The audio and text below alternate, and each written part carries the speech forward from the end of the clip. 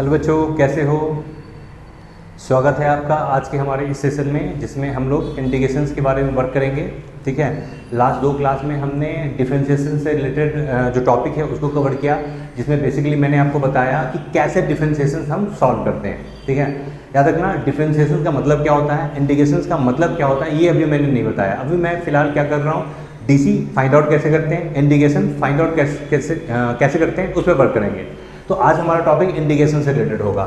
ठीक है, देखो एक्चुअली होता क्या है ना कि हमारा जो क्लास है, आपने बहुत सारे ऑनलाइन क्लास देखे होंगे, बट हमारा जो क्लास है एकदम ऑफलाइन पैटर्न पे है। यानी कि मैं चाहता हूँ कि ऑनलाइन में आपको ऑफलाइन का पैटर्न दूँ, तो इसलिए एकदम लिख कर, मतलब ये नहीं कि स्लाइड बना कर, मैं चाहूँ तो यहाँ मैं स्लाइड बना कर भी वर्क कर सकता हूँ, बट मैं चाहता हूँ कि एकदम जैसे आप ऑफलाइन क्लासेस देते हो एकदम वैसे ही मैं यहाँ पर आपको पढ़ाने वाला हूँ। ठीक है, तो चीज़ों को आप अच्छे से समझना। एक चीज़ याद रखना कि जो कुछ भी मैं यहाँ बताने जा रहा हूँ वो आपके फिजिक्स के लिए काफ़ी इंपॉर्टेंट है। फिजिक्स क्या है, इवन केमिस्ट्री के लिए भी। यानी कि फिजिक्स में, केमिस्ट्री में आपने देखा होगा कि इंटीग्रेशन का बहुत ही ज़्यादा यूज़ होता है, डिफरेंशिएशन का बहुत ही ज़्यादा यूज़ होता है, बट आखिर यूज़ कैसे कर रहे हो आप, मतलब क्या मतलब है यूज़ कर रहे हो, इसके पीछे का लॉजिक क्या है, क्यों हम यूज़ करते हैं, कैसे यूज़ करते हैं, कहाँ कहाँ यूज़ करते हैं, ये सब जानने के लिए बहुत ज़रूरी है कि इसके कंसेप्ट को समझना। क्या होता है ना, फिजिक्स में जब आप यूज़ करने के लिए बैठोगे तो आपके टीचर्स क्या है, डायरेक्ट बोलेंगे देखो ऐसे से यूज़ हो रहा है। स्टार्टिंग में बच्चे को पता ही नहीं चलता कि आखिर यूज़ तो कर रहे हैं बट क्यों कर रहे हैं। आपके फिजिक्स वाले, केमिस्ट्री वाले टीचर्स भी आपको उतना ज़्यादा डिटेल में बताएंगे नहीं, कह देंगे हाँ जी होता है, बस याद रख लो। जब मैथमेटिक्स पढ़ोगे तब आपको पता चल जाएगा, टीचर का ये स्टेटमेंट होता है। बट एक्चुअल में यहाँ टीचर की जिम्मेदारी होती है ये बताना, क्यों, क्योंकि फिजिक्स में जो यूज़ होता है उसको बिना बताए अगर आप वर्क कर रहे हो तो बच्चे को समझ में नहीं आएगा। बच्चा क्या करेगा, रट्टा मारेगा, ऑब्वियसली रट्टा मारेगा। हाँ, जब मैथमेटिक्स कर लोगे तो मैथमेटिक्स में आप स्टार्टिंग में आप क्या जानोगे, कैसे इसको सॉल्व करते हैं। ठीक है, वो जानोगे। अगेन क्यों करते हैं वो नहीं पता। एकदम पूरा 2 साल का जो सिलेबस है मैथमेटिक्स का वो कंप्लीट लगभग आप करोगे ना, तब आपको पता चलेगा कि अच्छा ये इंटीग्रेशन का, डिफरेंशिएशन का हम यूज़ क्यों कर रहे हैं। बताओ उतने समय तक क्या आप अपने कंसेप्ट को, अपने लॉजिक को रोक कर रखोगे, नहीं ना। तो इसलिए स्टार्टिंग में ही ये जान लेना जरूरी है कि डिफरेंशिएशन का यूज़, इंटीग्रेशन का यूज़ हम क्यों करते हैं, कैसे करते हैं। ठीक है, तो उसके लिए जरूरी है सबसे पहले फाइंड आउट करना कि डीसी कैसे फाइंड करना है, इंटीग्रेशन कैसे फाइंड आउट करना है। डीसी कैसे फाइंड आउट करना है वो मैंने लास्ट 2 क्लास में कंप्लीट कर दिया है। इंटीग्रेशन कैसे फाइंड आउट करना है वो हम आज कंप्लीट करेंगे। बहुत ही छोटा सा क्लास लूंगा, इंटीग्रेशन बहुत बड़ा टॉपिक है। अगर मैं इसको बताना स्टार्ट कर दूँ ना तो बहुत सारे क्लासेस लग जाएंगे, बट हमें उतना फिजिक्स में जरूरत नहीं है। फिजिक्स में जरूरत क्या होगी, कैसे निकालते हैं, क्यों निकालते हैं। तो कैसे निकालते हैं, हार्डली 15 से 20 मिनट के क्लास में मैं ये बता दूंगा कि इंटीग्रेशन कैसे निकालते हैं। जो फिजिक्स में इंपॉर्टेंट है वही टॉपिक में पढ़ाऊंगा, और ज़्यादा फोकस में कहाँ करूंगा, क्यों यूज़ करते हैं। ठीक है, तो कैसे निकालते हैं बहुत शॉर्ट, मतलब बहुत ही शॉर्ट में आपको बताने जा रहा हूँ। तो इंटीग्रेशन होता क्या है, तो basically it is reverse process है ऑफ किसका, डिफरेंशिएशन का। अब डिफरेंशिएशन मैंने बता दिया है क्या होता है, कैसे निकाला है, लेकिन आपको यहाँ पर ध्यान देना है कि ये क्या है, इंटीग्रेशन रिवर्स प्रोसेस है डिफरेंशिएशन का। मतलब कि अगर आपने ए का डीसी किया और वो आपको बी दे दिया, याद रखना ए का डीसी किया, बी मिल गया, तो बी का इंटीग्रेशन करोगे वापस से वो क्या आ जाएगा, ए आ जाएगा। यानी कि आपने डिफरेंशिएशन किया किसका, ए का, एज ए रिजल्ट आपको बी मिल गया। मतलब अब बी का इंटीग्रेशन करोगे बी का, तो ये क्या दे देगा, ए दे देगा। देखो जरा सा, डीसी किया ए का, क्या दे दिया, बी, तो बी का इंटीग्रेशन करोगे क्या दे देगा, ए, तभी तो ये रिवर्स प्रोसेस हुआ। अब लिखने का तरीका होता है, ए का डीसी करोगे तो डीसी का लिखने का तरीका होता है DC of A with any variable, मान लो वो एक्स है, इंडिपेंडेंट एक्स है, तो DC of A with x, ये आपको क्या दे दिया, बी। तो वैसे केस में इंटीग्रेशन बी का, अभी इसको लिखने का तरीका क्या होता है, तो इसका लिखने का तरीका होता है इंटीग्रेशन बी का, किसके साथ, एक्स के साथ, ये क्या दे देगा, ए। ठीक है, याद रखना रिवर्स प्रोसेस है तो रिवर्स प्रोसेस ही हम फॉलो कर रहे हैं, बस नोटेशन यूज हो रहा है। यहाँ पर नोटेशन ये है, यहाँ नोटेशन ये है। अब ये बात आती है कि ये नोटेशन क्यों यूज किया, तो देखो इंटीग्रेशन का मतलब होता है जोड़ना, इंटीग्रेट करना मतलब जोड़ना, और जोड़ने का एक और सिनोनिम्स होता है समेशन। समेशन का जो एस है उस एस को मैंने थोड़ा सा स्ट्रेच कर दिया तो आपका ये बन गया, और यही नोटेशन हम यूज करते हैं इंटीग्रेशंस के लिए। यानी कि इंटीग्रेशंस के लिए हम ये नोटेशन यूज करेंगे, ये बताता ही है कि summation of B with X, यानी integration of B with X, और ये क्या हो जाएगा, ये आपको ए हो जाएगा। क्यों? क्योंकि ए का ही डीसी आपका बी आया था। तो इस डिफिनीशन से हमने बता दिया कि ए का डीसी बी है तो बी का इंटीग्रेशन आपका क्या होगा? ए होगा। अब चलो ये तो हमने पता कर लिया कि ये रिवर्स प्रोसेस है। अब इसको निकालेंगे कैसे इसका फॉर्मूला यूज होगा, तो वो हम आगे बात करते हैं। चलो एग्जांपल देते हैं। साइन का अगर मैं डीसी डीसी करता हूं मैं साइन का, किसके साथ? एक्स का। तो लास्ट क्लास में हमने फॉर्मूले में वर्क किया था, ये क्या हो जाएगा? Cos x. तो ऑब्वियसली इसका इंटीग्रेशन करेंगे एक्स के साथ, तो क्या आएगा? इंटीग्रेशन कॉस एक्स का एक्स के साथ क्या दे देगा? Sine x. देखो कितना सिंपल सा फॉर्मूला है। अगर डीसी का याद है तो इंटीग्रेशन का भी आसानी से याद हो जाएगा। अगर हमने 10 का डीसी किया एक्स के साथ, तो ये क्या हो जाएगा? Sec square x. तो इंटीग्रेशन करेंगे सेक स्क्वायर एक्स का dx के साथ, तो ये क्या दे देगा? 10x। ठीक है, ये भी फॉर्मूला आपका हो गया। वैसे ही अगर आपने cos x का डीसी किया x के साथ, तो ये क्या दे देगा? sin x। ठीक है, तो sin x से इंटीग्रेशन करोगे विथ x, तो ये क्या दे देगा? सॉरी, माइनस साइन एक्स होता है, तो माइनस साइन एक्स से इंटीग्रेशन करोगे तो ये क्या दे देगा? cos x। अब माइनस क्या है? कांस्टेंट है, बाहर आ जाएगा, इधर चला जाएगा, तो ये हो जाएगा sin x का इंटीग्रेशन x के साथ क्या? Minus cos x। ठीक है, तो ये सब फॉर्मूला है। एक फॉर्मूला आपका ये हो गया, सॉरी उल्टा लिख दिया क्या? नहीं, ठीक है, ये फॉर्मूला हो गया एक, सॉरी ये नहीं, ये फॉर्मूला हो गया, ये फॉर्मूला हो गया, ये फॉर्मूला हो गया। 3 फॉर्मूला मैंने यहाँ दिया। जितने भी फॉर्मूला डीसी का है बस रिवर्स कर दो, वो इंटीग्रेशन का हो जाएगा। सबसे इंपॉर्टेंट जो फॉर्मूला होता है, मोस्ट इंपॉर्टेंट, जो सबसे ज्यादा फिजिक्स में यूज होगा, इसके पहले जो भी मैंने 3 फॉर्मूला बताया ना ट्रिगो से रिलेटेड, याद रखना, याद हो ना हो कोई फर्क नहीं पड़ता, आप आसानी से ये चीज़ समझ जाओगे। ठीक है, क्योंकि ये सब मैथमेटिक्स में जब पढ़ोगे ना तो काफ़ी ब्रॉड में पढ़ोगे, कोई दिक्कत नहीं है। फिजिक्स में सबसे ज़्यादा यूज होने वाला जो फॉर्मूला है वो मैं बता रहा हूँ, वो फॉर्मूला इंटीग्रेशन है x power n with dx। ये क्या हो जाएगा? x power n plus 1 by n plus 1। याद रखना, ये most important formula. 90% question physics का इसी से रिलेटेड होगा, तो इसलिए मैं सबसे ज़्यादा इस पर वर्क करूंगा, और जो एग्जाम्पल भी है वो मेरा जो होगा इसी पर बेस्ड होगा। तो देखो कैसे ये आया। तो चलो मैं एक फंक्शन लेता हूँ, y equals to x power n plus 1 by n plus 1। इसका इंटीग्रेशन ये आ रहा है, मतलब इसका डीसी ये आएगा, देखते हैं आता है नहीं। तो मैंने इस पूरे को मान लिया y और डीसी करता हूँ, डीसी y का करूंगा x के साथ, तो डीसी इसका करता हूं x power n plus 1 by n plus 1 with x। तो n प्लस 1 तो कांस्टेंट है, तो 1 बाई n प्लस 1 ये बाहर आ गया। डीसी किसका रहा? X power n plus 1 with x। ठीक है, आगे वर्क करते हैं। चलो इसको हम एक और तरीके से वर्क कर सकते हैं, थोड़ा सा मैं चेंज करता हूँ इसको। मैं क्या करता हूँ, y जो है ना वो x का पावर n प्लस 1 लेता हूँ। ठीक है, अब डीसी करता हूँ, डीसी करूँगा y का विथ dx। तो डीसी करूँगा x का power n plus 1 with dx। तो ये क्या आएगा? ये m प्लस 1 आगे आ जाएगा, m प्लस 1 आगे आ गया, और x का पावर क्या हो जाएगा? n प्लस 1, सॉरी हाँ n प्लस 1 माइनस 1। देखो डीसी करते हैं, पावर आगे आ जाएगा और पावर एक कम हो जाएगा, n प्लस 1 माइनस 1। ये आपका डीसी हो गया। ये रिजल्ट क्या आ गया? n plus 1 with x power n। अब ध्यान से देखना, आपने बाई का डीसी किया तो ये आ गया। ठीक है, तो इसका इंटीग्रेशन करोगे तो ये आएगा। तो वही फॉर्मूला आपका है, integration n plus 1 into x power n with dx। क्या देना चाहिए? बाई की जगह ये है एक्स पावर n प्लस 1।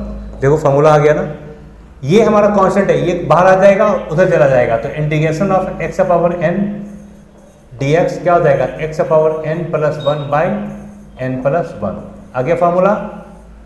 कैसे आया? डिफिनीशन से। डिफिनीशन कहता है रिवर्स प्रोसेस है, तो मैंने इसका डीसी किया तो ये आ गया, तो इसका इंटीग्रेशन करूंगा तो वापस ये आ जाएगा, तो इसका इंटीग्रेशन किया वापस ये आएगा। ये कॉमन लिया, मतलब ब्रैकेट से कांस्टेंट है, बाहर किया उधर भेज दिया, तो x का पावर n विथ dx का इंटीग्रेशन किया तो आपका पावर आ गया x का power n plus 1 by n plus 1। ये मोस्ट इंपॉर्टेंट फॉर्मूला। एग्जांपल में दे दूं, इंटीग्रेशन कर दूंगा x का पावर 5 विथ dx, क्या आ जाएगा? x का पावर 5 प्लस 1 बाई 5 प्लस 1 यानी x6/6। अगर मैं x का dx के साथ करूं, x का dx के साथ करूं तो यहाँ x² 2 होगा। अगर मैं x² का dx के साथ करूं तो x³ 3 होगा। तो ये आपका इंटीग्रेशन है। अब इससे रिलेटेड कुछ एग्जाम्पल में वर्क कर लूँ, ठीक है, और ज़्यादा एग्जाम्पल में वर्क करता हूँ। एक एग्जाम्पल मैं लेता हूँ, इंटीग्रेशन निकाल रहा हूँ, 7x6 - 4 - 6x5 प्लस 4x², हाँ 4x -2 -4 ले लिया। इस पूरे का इंटीग्रेशन कर रहा हूं मैं। अब देखो होता क्या है कि यहां पर मैं अलग से रूल बता नहीं रहा, चूंकि मुझे ये पता है कि ये बस छोटा सा टॉपिक है, ठीक है, बहुत ज़्यादा इसमें क्लास में एक्सटेंड नहीं करना चाहता। मैं चाहता हूं कि एक क्वेश्चन में ही आपको डिफरेंस इंटीग्रेशन आपको बता दूं। तो याद रखना, इस क्वेश्चन में ही मैं सारे रूल्स, क्योंकि इंटीग्रेशन में भी रूल्स होते हैं, इंटीग्रेशन में भी फॉर्मूले होते हैं, तो सारे रूल्स मैं इसी एक क्वेश्चन में बता दूंगा। सारे रिलेटेड रूल्स है, इसलिए अलग से लिखाने की जरूरत नहीं है। डिफरेंशिएशन में मैंने बहुत डिटेल में लिखाया है, यहाँ पर उतने डिटेल में लिखाने की जरूरत नहीं है। हमें जरूरत क्या है, समझना कि इसको यूज कैसे करना है फिजिक्स में। तो इसलिए मैं एक क्वेश्चन में ही इस टॉपिक को कंप्लीट कर दूंगा और मैं सीधा जंप कर जाऊंगा कैसे इसका यूज करते हैं, यानी एप्लीकेशन पे। तो देखो रूल्स क्या कहता है, जैसे डीसी में आपने देखा था कि अगर डिफरेंशिएशन आप कर रहे हो और बहुत सारे टर्म आपस में ऐड हो रखे हैं, सब्सट्रैक्ट हो रखे हैं, तो डीसी जो है सेपरेट हो जाता है, मतलब इंडिविजुअली सबको आप डीसी कर लो। तो इंटीग्रेशन में भी वही होगा। अगर इंटीग्रेशन पूरे टर्म का कर रहे हो जिसमें बहुत सारे टर्म आपस में ऐड हो रहा है, सब्सट्रैक्ट हो रहा है, तो इंटीग्रेशन सबका इंडिविजुअल कर दो। मतलब इंटीग्रेशन 7x6 ये dx से मल्टीप्लाइड हो जाएगा dx minus integration 6x5 dx plus integration 4x dx minus integration 4 dx हो जाएगा। देखो मैंने पहला रूल अप्लाई कर दिया एडिशन सब्सट्रैक्शन वाला। दूसरे रूल में क्या कहता है कि अगर कोई कांस्टेंट, डीसी में भी आपने देखा होगा, कोई कांस्टेंट अगर डीसी में मल्टीप्लाइड है, फंक्शन में मल्टीप्लाइड है, तो उस कांस्टेंट को डीसी से बाहर कर लेते हैं। यहाँ पर भी अगर कोई कांस्टेंट अगर फंक्शन से मल्टीप्लाइड है तो इंटीग्रेशन से बाहर कर देंगे। तो 7 integration of x6 dx minus 6 constant ने बाहर कर दिया x5 dx, 4 कांस्टेंट ने बाहर कर दिया x dx और 4 कांस्टेंट ने बाहर कर दिया dx। ठीक है, अब क्या होगा, कुछ नहीं, फॉर्मूले पे सेट कर दो। 7 फॉर्मूला क्या मैंने बताया था कि x का पावर n का dx इंटीग्रेशन है x के साथ, तो ये क्या हो जाएगा, x का पावर 1 बढ़ जाएगा बाई n प्लस 1, डिवीजन में n प्लस 1 आ जाएगा। तो यहाँ पावर 6 है तो 1 बढ़ जाएगा, तो x का पावर 7 डिवाइड कर देंगे 7 माइनस 6 है। यहाँ पावर 5 है तो x का पावर 6 हो जाएगा, डिवाइड कर देंगे 6 से।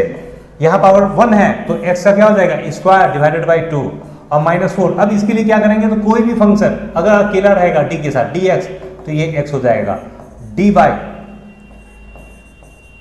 बाई हो जाएगा, d साइन x रहा, अकेला है d के साथ तो ये सीधा साइन x हो जाएगा। ठीक है, अगर d ax प्लस b है, d के साथ ये है, d आगे अगर लगा हो, d अगर आगे लगा हो तो d को बस हटाकर एज इट इज लिख देना है, यानी ax प्लस b। तो यहाँ देखो d आगे लगा हुआ है, अकेला है ये टर्म जिसमें d आगे लगा हुआ है, तो ये क्या कर देंगे, x एज इट इज लिख देंगे। ठीक है, अब देखो 7 से 7, 6 से 6, 4 से 4 2 कैंसिल, तो रिजल्ट क्या आ गया, x का पावर 7 माइनस x का power 6 plus 2x square minus 4x। ये आपका हो गया क्या, इंटीग्रेशन का सॉल्यूशन। जैसे ही इंटीग्रेशन आपने ये निकाल दिया, आपको करना क्या है, कुछ नहीं, लास्ट में एक कांस्टेंट अपनी मर्जी से दे देना है। ठीक है, कांस्टेंट मर्जी से दिया और उसके बाद लिख दिया कि यही हमारा क्या हो गया, आंसर कंप्लीट। ये हो गया इंटीग्रेशन हमारा कंप्लीट, इससे ज़्यादा कुछ भी नहीं। ठीक है ना, बस एक न्यूमेरिकल्स में मैंने आपका एडिशन रूल बता दिया, कांस्टेंट कैसे बाहर निकलता है वो भी बता दिया और सॉल्व करके भी बता दिया। ये अब इंटीग्रेशन दो तरह का होता है, एक डिफिनिट दूसरा इनडिफिनिट। अगर आप यहाँ पर देखो लिमिट कुछ भी दिखेगा नहीं, अगर लिमिट नहीं दिखा तो समझ जाना ये इनडिफिनिट है, लास्ट में आंसर के देंगे। लेकिन अगर आपको लिमिट दिख जाए, जैसे यही क्वेश्चन मैं आपको देता हूँ, integration x square plus 3x x square plus 2x minus 1 into dx। अब ये इंटीग्रेशन में मैंने लिमिट दे दिया a और b, तो इस तरह का अगर इंटीग्रेशन दिख जाए तो समझ जाना ये हमारा क्या है, डिफिनिट है। इसमें क्या होता है, सब कुछ तो एज इट इज होगा, लास्ट में थोड़ा सा चेंज हो जाएगा, मतलब इसमें भी इंटीग्रेशन सेम तरीके से सॉल्व होगा। मैं क्या करता हूँ, ये जो लिमिट है इसको साइड कर दो तो आप आसानी से निकाल लोगे। कैसे, तो आप करोगे इंटीग्रेशन एक्स स्क्वायर का dx के साथ प्लस इंटीग्रेशन 2x का dx के साथ माइनस इंटीग्रेशन डी एक्स। देखो इसको इसके साथ, इसको इसके साथ, इसको इसके साथ सेपरेट कर लिया। अब सॉल्व करोगे तो ये क्या आ जाएगा, एक्स क्यूब बाई 3 प्लस इसको करोगे 2 कांस्टेंट है बाहर आ जाएगा और इनटू एक्स स्क्वायर बाई 2 और माइनस डी एक्स अकेला है तो एक्स हो जाएगा। तो ये क्या हो गया, x cube by 3 2 cancel plus x square minus x. अब क्या होता था कि अगर लिमिट नहीं होता तो इसी में मैं एक कांस्टेंट लगा देता के और कह देता आंसर है, लेकिन अगर लिमिट है तो कांस्टेंट नहीं लगाएंगे, इस पूरे को एक बड़ी ब्रैकेट में, ठीक है ना, बंद करेंगे और लिमिट लिख देंगे, यही लिमिट, नीचे ए ऊपर बी, इसको कहते हैं लोअर लिमिट और इसको कहते हैं अपर लिमिट। अब ये अपर लिमिट लोअर लिमिट का मतलब क्या होता है ना, वो सब मैं बताऊंगा नेक्स्ट सेशन में, ठीक है। आज बस केवल ये कर रहे हैं कैसे सॉल्व करते हैं, तो आज आपको बस ये रट्टा मारना है कि कैसे सॉल्व करते हैं। बाकी कल की क्लास के बाद यानी नेक्स्ट क्लास में जो आपका जब सेशन होगा तो उसमें कंप्लीट बताऊंगा कि ये अपर लिमिट होता क्या है, लोअर लिमिट होता क्या है, कंप्लीट उसके बारे में आपका एक्सप्लेनेशन मिलेगा, कैसे यूज करते हैं सब कुछ बताऊंगा। इसलिए आपको कुछ भी सोचने की जरूरत नहीं है, बस यहाँ फिलहाल सॉल्व कैसे करते हैं उसको फोकस करना है। तो जैसे ही आपने सॉल्यूशन में अपर लिमिट लोअर लिमिट का वैल्यू पुट कर दिया, इसके बाद आप क्या करोगे, जहां जहां एक्स है वहां वहां बी पुट करके पूरा एक टर्म बनाओगे, यानी b q by 3 plus b square minus b. देखो पूरा टर्म आ गया, हर जगह बी पुट करके एक टर्म बना दिया। उसके बाद माइनस देंगे और फिर वापस से ए लिखेंगे सब टर्म में और एक नया टर्म बनाएंगे, यानी कि A Q by 3 plus A square और माइनस ए। अब इन दोनों को सॉल्व कर देंगे, जो आएगा वही हमारा आंसर होगा। ये हमेशा एक वैल्यू आपको देगा। तो ये है हमारा डेफिनेट इंटीग्रेशन, ठीक है। इसको अच्छे से एग्जांपल में समझ लेते हैं, जहां पर हमारा डाटा हो लिमिट का। जैसे एग्जांपल में दे दूं, सिंपल सा एग्जांपल लेता हूं मैं, क्योंकि हमें लिमिट ही समझाना है। तो मैंने ले लिया x cube plus x square minus x, पूरे का हमने इंटीग्रेशन निकालना है एक्स के साथ। लिमिट ले लिया -1 से +1। तो अब कैसे सॉल्व करेंगे, सबसे पहले इंटीग्रेशन इसके साथ इसके साथ इसके साथ सेपरेट हो जाएगा। Integration x cube D x plus integration x square D x minus integration x D x. मतलब जैसे आप इंटीग्रेशन निकालते हो ना इंडेफिनिट में, वैसे ही निकाल देना है, बस केवल लास्ट रिजल्ट तक आओ पहले। तो ये क्या होगा, x cube by 3 plus x square by 2 minus, sorry उल्टा लिख दिया, क्यूब है ना तो एक पावर बढ़ जाएगा, तो एक्स का पावर 4/4, ये 2 है तो पावर एक्स क्यूब बाई 3 और माइनस 1 है तो एक्स स्क्वायर बाई 2, ये हो गया। अब अगर लिमिट नहीं होता तो ब्रैकेट बंद करते हैं, कांस्टेंट लगाते हैं, आंसर हो जाता है। लेकिन लिमिट है तो हम क्या करेंगे, बड़ी ब्रैकेट देंगे, -1 से +1 लिमिट पुट करेंगे। अब लिमिट पुट करने का क्या मतलब है, तो जहां जहां एक्स है वहां वहां 1 पुट करो, पहले अपर लिमिट, तो 1 का पावर 4/4 प्लस 1 का पावर 1 क्यूब, तो 1 cube by 3 minus 1 square by 2, ये पहला टर्म आ गया। -2 दूसरा टर्म बनाओ, कैसे, माइनस पुट करके, -1 का पावर 4/4 प्लस -1 का पावर 3/3 माइनस -1 का स्क्वायर बाई 2, ये दूसरा टर्म बन गया। अब दोनों को सॉल्व कर लो, जो सॉल्व करने के बाद जो आंसर आएगा वही हमारा आंसर, ठीक है। यानी कि यहां तक आपने क्या देखा, कैसे डेफिनिट और कैसे इनडेफिनिट इंटीग्रेशन को सॉल्व करते हैं। अगर डेफिनिट है पहचान कैसा होगा, ये लिमिट लगा होगा। सॉल्व करने का तरीका जैसे नॉर्मल इंटीग्रेशन निकालते हो वैसे निकालो और लिमिट को पुट कर दो। लिमिट पुट करने का तरीका, पहले अपर लिमिट पुट कर दो पूरे टर्म में, -2 फिर लोअर लिमिट पुट कर दो, दोनों को सॉल्व करोगे आपका रिजल्ट आ जाएगा। तो यहाँ पर आपको डेफिनिट इंटीग्रेशन बताया गया है। तो देखो अभी तक आपको मैंने क्या बताया, 3 टर्म। पहला, इंटीग्रेशन होता क्या है, रिवर्स प्रोसेस है डिफरेंशिएशन का, रिवर्स प्रोसेस है डिफरेंशिएशन का। मतलब ए का डीसी अगर बी आता है तो बी का इंटीग्रेशन आपका क्या मिलेगा, ए मिलेगा। डीसी के लिए रिप्रेजेंटेशन ये है तो इंटीग्रेशन का रिप्रेजेंटेशन ये आया, ठीक है। क्योंकि रिवर्स प्रोसेस है तो फॉर्मूला भी हमारा रिवर्स चलेगा। साइन का डीसी cos x है तो cos का इंटीग्रेशन sin x होगा। टेन का डीसी sec स्क्वायर x है तो sec स्क्वायर का इंटीग्रेशन tan x आएगा।